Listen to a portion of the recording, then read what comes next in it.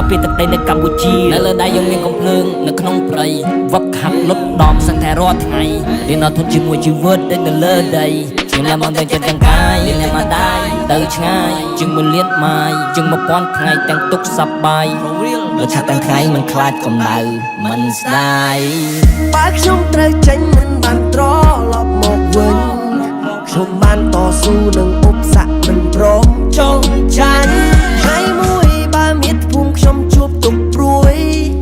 ត្រូវការជំនួយពួកយើងគៀកស្មារួមដៃគ្នាតែការពារមានប្រសាជាងជាបាវពួកយើងរឹងមាំមានកម្លាំងខ្លាំងក្លាសាមគ្គីជាអាវុធដែលគ្មានពីរយុទ្ធសាស្ត្រច្បាស់ក្បួនទូនាទីយើងហោះហើរទៅឆ្ងាយទៅគោលដៅរាប់លានម៉ាយពួកយើងតស៊ូយើងផ្ដាច់បដូរយើងមិនភ័យ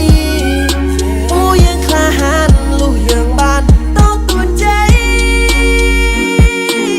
កាពីដីសុវណ្ណភូមិកាពីដីសុវណ្ណភូមិនេះជាកម្ពុជាខាងសត្រូវមិនឲ្យចូលខាងសត្រូវមិនឲ្យចូលអាយុជីវិតខ្ញុំយកបេះដូងមកផ្លាច់ដូរ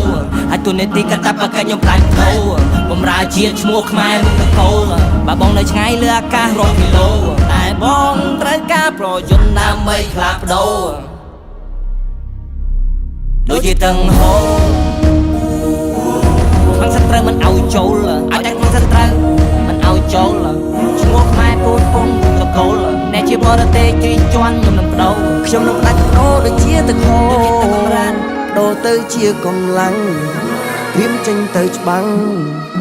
យើងមិនខ្លាចអង្អាចតាំងខ្លួនជាអ្នកចម្បាំងពួកយើងសូមរងវាយលោកកាពីបើខ្ញុំត្រូវចេញមិនបានត្រឡប់មកវិញខ្ញុំបានតស៊ូនឹងឧបសគ្គមិនព្រមចង់ចាញ់ថ្ងៃមួយបើមាតុភូមិខ្ញុំជួបទុកព្រួយ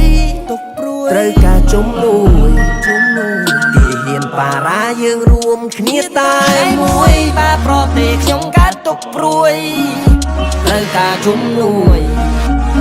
ពួកយើងគៀស្មារួមដៃគ្នាតែនេះជាសម្លេងត